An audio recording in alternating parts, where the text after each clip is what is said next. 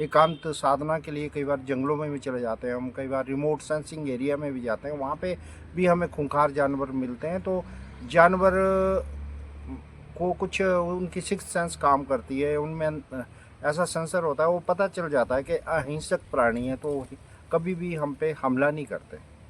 ये अच्छा। मैंने मेरा व्यक्तिगत अनुभव है। मैंने कई बार, मुझे तेंदुए भी मिले हैं, हाथी हाथी तो अक्सर मिलते रहते हैं, और भालू भी मिले हैं मुझे, भेड़िए भी मैंने देखे हैं, भेड़ियों के झुंड देखे हैं, चुपचाप बगल से निकल गए। तो जानवर से मैं समझता हूँ कि हमें कोई खतरा नहीं है। नमस्कार दोस्तों, मैं संतोष चौबे न्यूज सर्वोत्तम में आपका हार्दिक स्वागत करता हूं। दोस्तों, आज मैं एक पर्ण कुटिया में आया हूं, जो श्री महाराज जी बिल्कुल सफ़ेद वाइट वस्त्र में विराजमान रहते हैं। आपका वस्त्र शायद वाइट ही आपने पसंद किया हो। दोस्तों, ये कुटिया जंगल, स्वर्ग आश्रम का जंगल है। मैं आपको दिखा रहा हूं कि पीछे पहाड़ है दोनों तरफ, बीच आगे ये मणिकूट पर्वत में आता है। आगे गंगा जी हैं, पीछे तो गंगा जी नहीं, पीछे पहाड़ ही है। दोस्तों, कितना मनोरम और कितना एकांत। यहाँ पर आवाज़ें गाड़ियों की आ रही हैं, लेकिन बहुत कम, क्योंकि इधर गाड़ियाँ भी इतनी आवाजाही नहीं। रोड है छोटा सा, बट इतना नहीं, कोई चहल कदम नहीं है यहाँ। दोस्तों देखिए, ये जंगल है सारा। देखिए वहाँ एक सामने एक दुकान दिख रही है, शायद चाय चू की दुकान है। और देखिए यहाँ जंगली गायें चर रही हैं। देख लीजिए, सब जंगल है। और इस लाइन में सब महात्माओं की कुटिया है। अब यहाँ से देखिए, यहाँ से हम महाराज जी का एक कुटिया, एंट्री कुटिया है, यहीं से एंट्री कर रहे हैं। और ये देखिए, यहाँ पर शायद वॉशरूम है महाराज जी का कपड़ा वपड़ा धोने का, यहाँ पर संतों का होता है। अब ये देखिए, बड़ी प्यारी सी कुटिया है। देखिए, अब ये देखिए, पीछे सारा जंगल है, देख लीजिए, जंगली वृक्ष है। यहाँ पर एक गाड़ी भी खड़ी है, स्कूटर है, शायद किसी का हो। महाराज जी सामने विराजमान है। और देख लीजिए, सारा जो है ना, पीछे देखिए, मैं आपको दिखा रहा हूँ। देखिए पीछे जो है ना पहाड़ है, पेड़ों के बीच में देखिए पहाड़ दिख रहा है। ये सारे पहाड़ हैं, देख लीजिए। आगे भी पहाड़ है, उधर कम दिख रहा है, लेकिन देखिए इसके आगे गंगा जी हैं। देख लीजिए, कुटिया है। देखिए पीछे भी सारे पेड़ हैं, आगे सब इधर जंगल ही है। जंगलों में बीच बीच में कुटिया हैं, देख लीजिए। मतलब कितना मनोरम दृश्य। उधर एक कुटिया दिख रही है, कितना मनोरम दृश्य है। भजन सुमिरन करने के लिए महात्मा कैसी कैसी एकांत वातावरण में अपने आप को, देख लीजिए। पुराना पता नहीं चीड़ का पेड़ है, क्या चीज़ है, पेड़ है। दोस्तों, फिर महाराज जी से बातचीत करके मैं भी सत्संग सुनूं। महाराज जी, सबसे पहले मैं आपको कोटि कोटि चरण वंदन कर रहा हूं। मैं भी कर रहा हूं, मेरे टीम के तरफ से, और मेरे श्रोताओं के तरफ से, जो इस समय आपको सुन रहे हैं, बड़े ध्यान से सुन रहे हैं, आपका दर्शन भी कर रहे हैं। महाराज जी, कृपा करके अपना शुभ नाम और अपना नाम और अपने बारे में कुछ बताने का कष्ट करें। हरिओम। मेरा नाम स्वामी सुबोधानंद सरस्वती है, और पिछले 12 वर्षों से मैं आध्यात्मिक जीवन में पूर्णतः समर्पित हूँ। 12 वर्ष मुझे इस आश्रम में हो गए, जिसे हम संन्यास आश्रम कहते हैं, या विरक्त जीवन की जो पद्धति है। तो मैं 12 वर्षों से आत्मानुसंधान, जीवन और मृत्यु के बीच जो रहस्य है, उसके अनुसंधान में प्रयासरत हूँ कि हमारे जीवन की अल्टीमेट रियलिटी क्या है। एक बच्चा जब जन्म लेता है, थोड़ा बड़ा होता है, फिर वो किशोर होता है, स्कूल में जाता है, कॉलेज में जाता है, और धीरे धीरे वो जीवन यापन के लिए या तो कोई व्यापार करता है या सरकारी सेवा में जाता है, जीवन यापन करता है। फिर हमारी जो परंपरा है, खास विशेषकर भारत की, कि भाई गृहस्थ जीवन है, तो गृहस्थ जीवन में जाता है। 100 प्रकार के चुनौतियाँ होती है गृहस्थ जीवन में। अपने आगे की जो हमारी जनरेशन है, तो आगे की जो वंश है, जैसा हमारे धर्म और हमारे शास्त्रों में कहा है कि भाई वंश चलना चाहिए, तो उस परंपरा से प्रतिबद्ध होकर वो व्यक्ति समझिए वो एक प्रौढ़ युवा या बन जाता है, तो वो धीरे धीरे इस चुनौती को स्वीकार करता है, अपना गृहस्थ जीवन का पालन करता है। फिर एक ऐसा समय आता है कि वो बूढ़ा हो जाता है, फिर धीरे धीरे उसे मृत्यु का आभास होता है। और आज दिन तक जितने भी जो मैं बचपन से ही इनमें इस अध्यात्म में, धर्म में मेरी रुचि रही है, तो बचपन से ही मैं भी ये जानना चाहता था कि भाई मेरे सामने मेरे बहुत ही प्रियजन, मेरे परिवार के कुछ सदस्य इस संसार को छोड़ गए, तो मेरे अंदर जिज्ञासा होती थी कि अल्टीमेट रियलिटी क्या है, ये सब कुछ कर रहा, और बिल्कुल हम एक ऐसी स्टेज आ जाती है कि एंड अप हो जाता है। मैंने बहुत से वृद्ध लोगों का भी साक्षात्कार किया, उनसे पूछा कि आप कैसा फील कर रहे हो, आपको लगा कि आप बहुत लंबा जीवन जिए, तो वो अपने जीवन से संतुष्ट नहीं थे। वो कहे कोई पता ही नहीं चला 70-80 साल कैसे निकल गए। और जब अंत समय आया तो उनमें मैंने देखा कि लगभग वो उनका जो भाव था, उनकी जो सुन भाव नहीं था। भंगिमा थी शरीर की, अपने मुख की, ऐसा लग रहा था जैसे वो बिल्कुल उदास है। खालीपन देखा मैंने उनमें।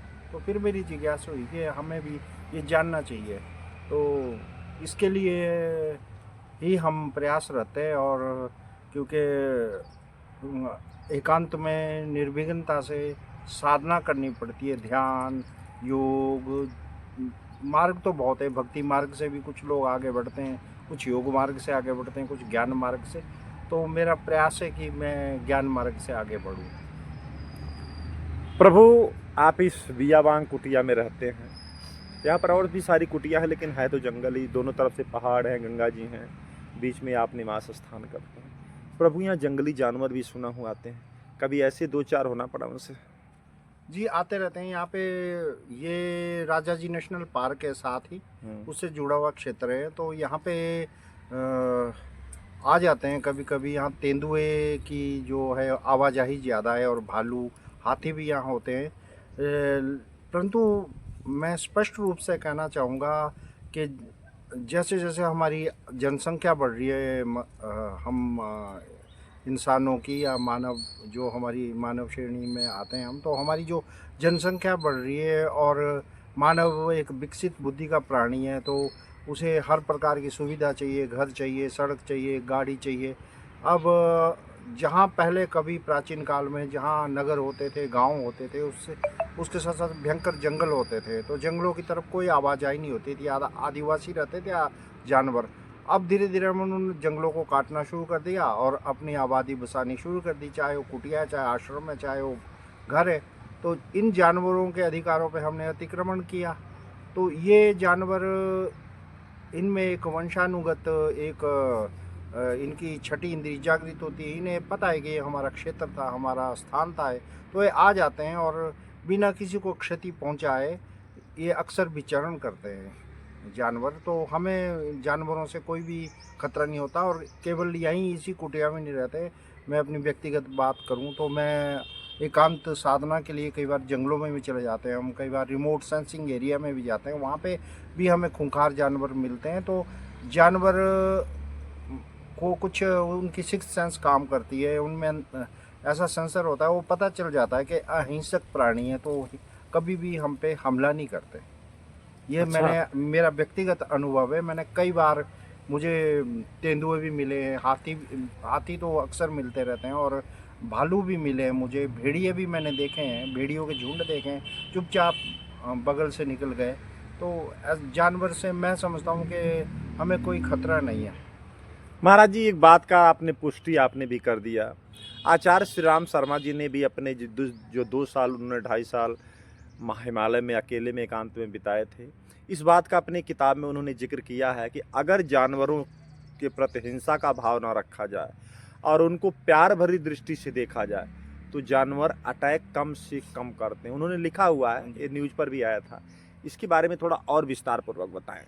देखिए, इनमें कुछ प्रकृति प्रदत्त या ईश्वर प्रदत्त ऐसी शक्ति होती है, ऐसी समझने की शक्ति होती है, बोल नहीं सकते कि ये मूक प्राणी है, परंतु ये समझते हैं, अब महसूस करते हैं। महसूस करते हैं। पिछले साल की बात है, एक नाग को यहाँ गाड़ी के नीचे कुचला था, नाग तड़प रहा था, वो कोबरा था। तो मैंने उसे हटाया तो बहुत से लोग जा रहे थे, उन्होंने कहा इसको मार दो, ये किसी को काट लेगा, घायल है। तो मैंने उसको, मेरी अंतरात्मा नहीं मानी। मैंने बोला मैं अध्यात्म मार्ग में हूँ और मुझे नहीं मारना चाहिए। वैसे भी मैं हिंसा में विश्वास नहीं करता। तो मैंने उसे किसी तरीके से उस नाग को डंडे में उठा के अपनी कुटिया में ले आया, और डर तो मुझे भी लगा। तो हम समदर्शी बन सकते, समवर्ती नहीं बन सकते। तो मैंने धीरे धीरे एक घी में हल्दी का लेप करके उसके घाव पे लगाया और उसे एक जगह रख दिया, और दूध वगैरह देना शुरू किया। और मैंने किसी को नहीं बताया, क्योंकि ये चीज़ मैं स्वयं कर रहा था, व्यक्तिगत मेरा अनुभव था। धीरे धीरे वो नाग ठीक हो गया। ठीक होने के बाद वो सरकना शुरू हुआ 3-4 दिन बाद। मैंने ये ध्यान रखा था कि उसे कोई चींटी कीड़ा ना लगे, तो मैं एक विशेष ध्यान रख रहा था। तो मुझे लगा कि उसे ये महसूस हुआ कि ये व्यक्ति मेरा देखभाल कर रहा है, तो उसने मुझे कोई हानि नहीं पहुंचाई। हाँ। और धीरे धीरे वो रेंगना शुरू हो गया। हाँ। और मैंने एक दिन देखा वो बिल्कुल स्वस्थ हो गया था। तो हाँ। मेरी कुटिया के बाहर घूम रहा था वो। फिर मैंने कहा भाई अब नाग देवता आप ठीक हो गए, अब जाओ, आप स्वतंत्र हो आप। हाँ। और उस दिन तो नहीं गया, लेकिन दूसरे दिन वो नाग देवता मेरी कुटिया के सामने से गए और मेरी तरफ एक बार उन्होंने अपना फन उठा के देखा। हाँ। और सीधे बाहर निकल गए।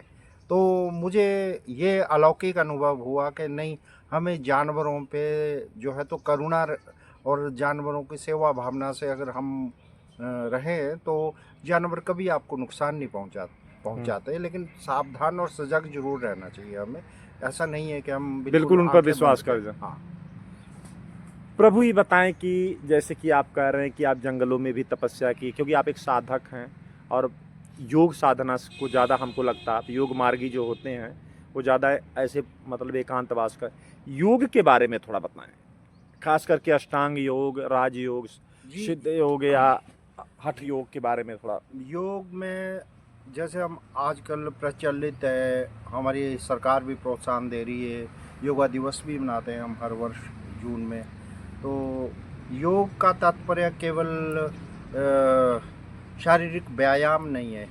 योग का तात्पर्य योगश्चित्त वृत्ति निरोध, जो पतंजलि जी ने कहा, हमारी जो चित्त की वृत्तियाँ हैं उसका शमन करना। हमारा जो माइंड है it's like a jumping monkey.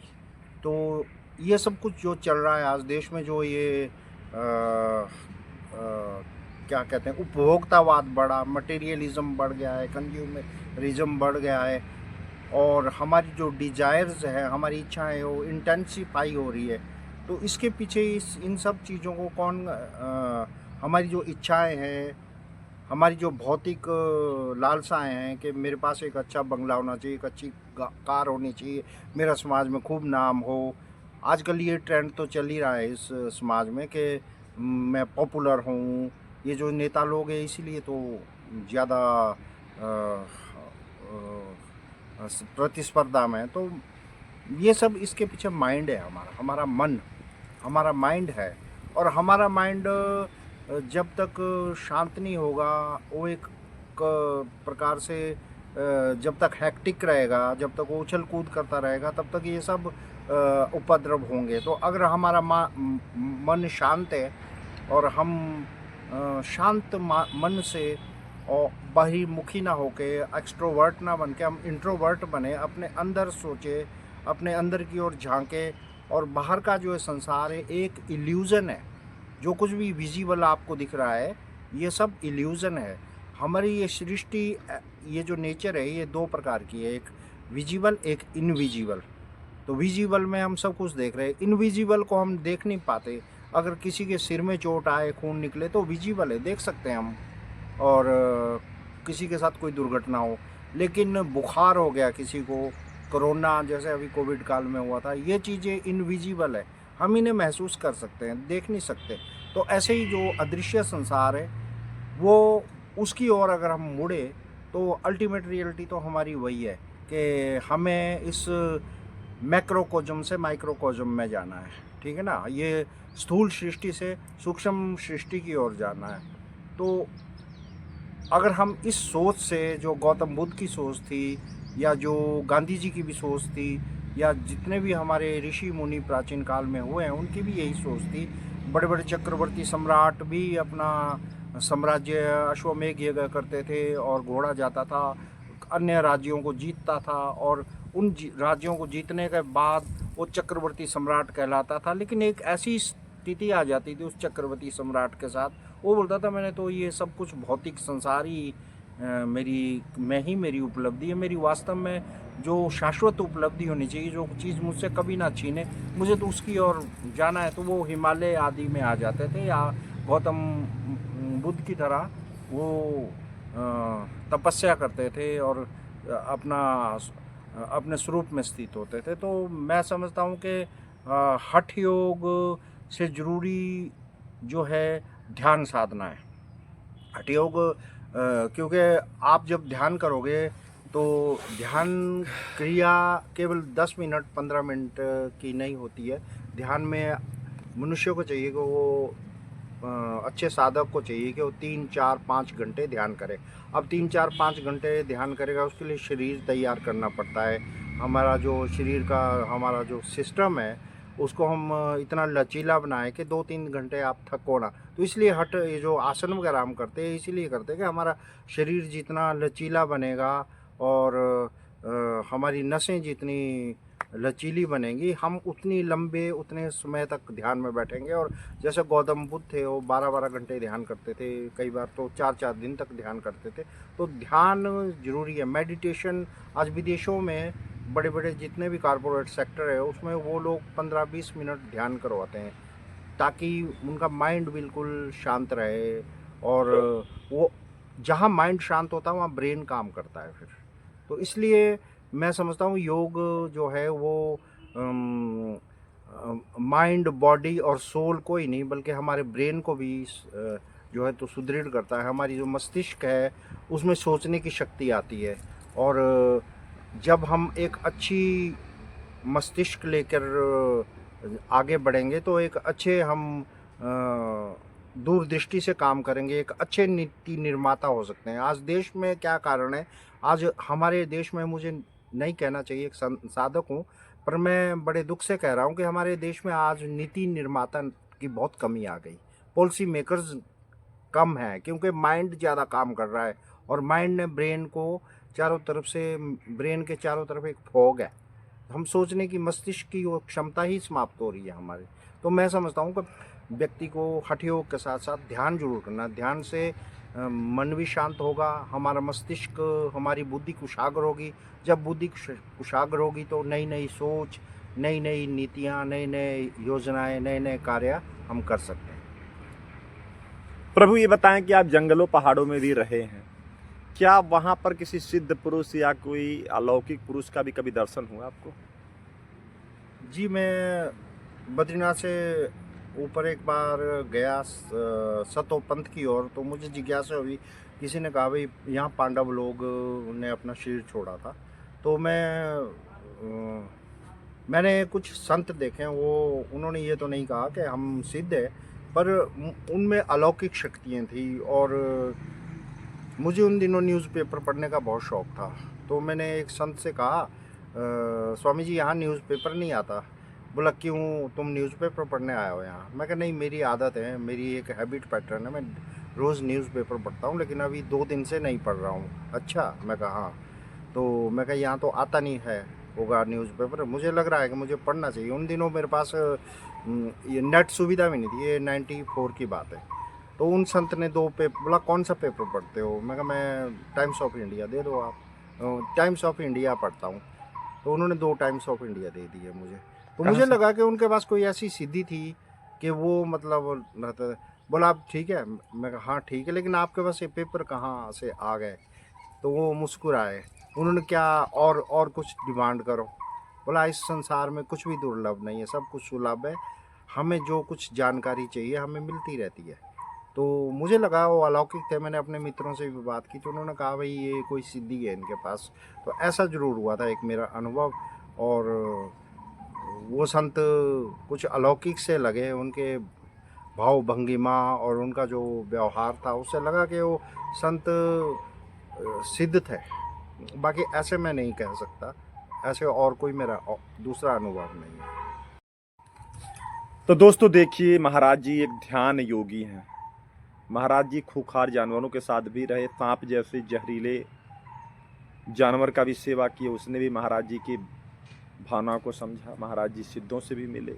महाराज जी खुद एक श्वेत वस्त्रधारी महात्मा है, जो कि मैं पहले कंफ्यूज हो गया, मैं कहा शायद कोई घर गृहस्थी हैं, लेकिन ऐसी बात नहीं। महाराज जी स्वच्छ वस्त्र पहनना, कुछ महात्मा होते हैं जो सफ़ेद भी पहनते हैं, वाइट कलर का लिविंग अपना रखते हैं। तो दोस्तों महाराज जी ने बहुत ही गूढ़ रहस्यों के बारे में बात किया है। अब मैं भी सत्संग सुना और आप भी सुने। तो दोस्तों अब संतोष चौबे को इजाज़त दीजिए। नमस्कार, जय।